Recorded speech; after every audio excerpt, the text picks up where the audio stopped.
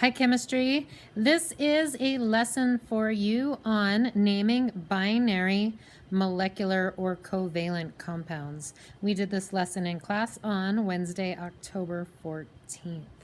So I'm going to lead you through some naming rules. And if you have your periodic table handy, it would be helpful for you to look at that, as well as your study guide that is called the green sheet that has your polyatomic ions on it. Okay, those things would be super handy for you to have out. I'm going to grab out my study guide or green sheet that I've been marking on so I can show it to you guys. All right, so I'm going to flip it around here and show you this slideshow. So we've been spending the last couple weeks on ionic compounds, and ionic compounds were not true chemical bonds.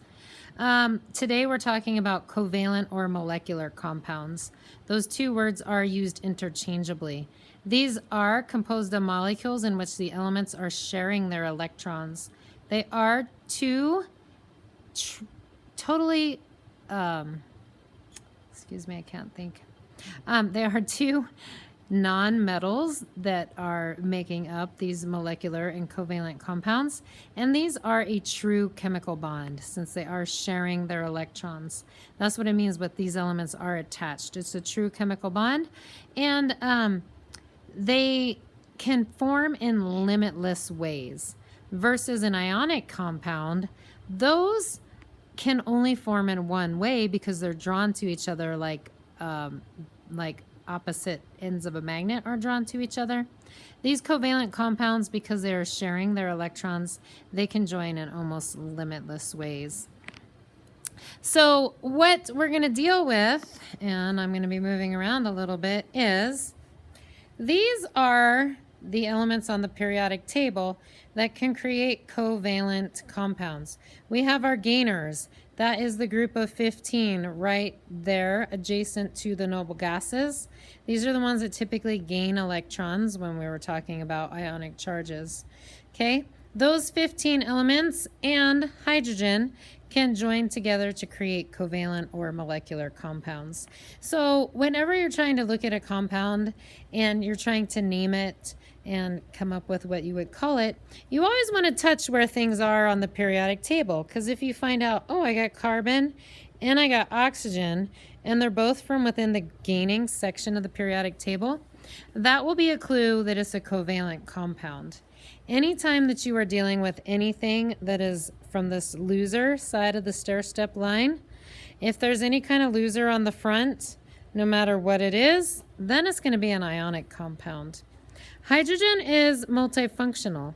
Hydrogen can act as a ionic compound sometimes, and it can also act as a covalent compound. So you just got to be a little bit careful with hydrogen and realize that. All right, so we are going to go through rules today. Rules for naming binary, molecular, or covalent compounds. And I don't really know why this isn't on the slideshow, but it's not. If you look up above, we have a carbon dioxide, a CO2 molecule. We're only going to be naming covalent compounds composed of two elements at this point in our chemistry lives. Okay, so our rules for naming them are that the first element always keeps the element name. As we look at carbon dioxide or carbon monoxide listed up above, you notice the carbon kept its name. We will only use a number prefix if there's more than one atom. In this case, there's only one carbon, so we just left it as carbon. The second element will always get a number prefix. Always, always, always. Even if there's just one of them, it still gets the number prefix. And it will always end with the IDE ending, thus the carbon monoxide if there's one oxygen versus carbon dioxide if there's two oxygens. Okay? These compounds can form in limitless ways, so we will remember that there's no reducing of any subscripts. If we look over here, we can have an N2O4. That's called a dinitrogen tetraoxide. Di is the prefix for 2. Tetra is the prefix for 4. The really cool thing about covalent compounds is the numbers of each of them are built into the name. There is no crisscross in this method, okay? Versus an NO2 is just a plain nitrogen dioxide. If you look up here on the board, I also have an N7P5. If I were to name that, the prefix for 7 is hepta, so I would call that hepta nitrogen, and then pentaphosphide. Heptanitrogen, pentaphosphide. These types of compounds can combine in nearly limitless ways. At this point in our chemical careers, we are only naming binary covalent compounds, meaning composed of 2 elements at a time. There are some special covalents listed right there. NH3, if we followed these rules, we would call it nitrogen trihydride. It's more commonly known as ammonia. And then CH4, normally you would name that carbon tetrahydride. And that is more commonly known as methane.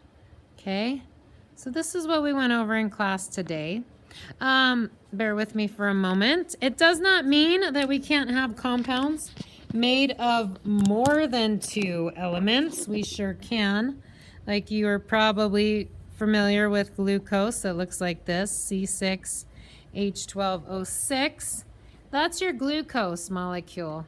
At this point in your chemical lives, you're not going to name anything larger than 2 elements at a time, and nothing larger than 10 for the subscript. When you go on and you decide to become a doctor or a vet or a chemical engineer, you might have to study some organic chemistry, and then you'll learn all about naming things like your glucose. Okay? The cool thing about this group of 16 elements that are all nonmetals are hydrogen, and then all of these 15 over here. We're talking 16 elements on the periodic table. There's 118 elements total.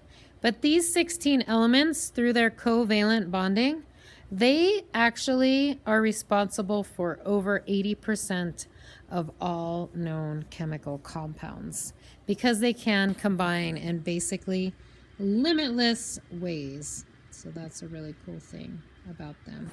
So tomorrow and Friday, we are going to be practicing our covalent compound formulating skills.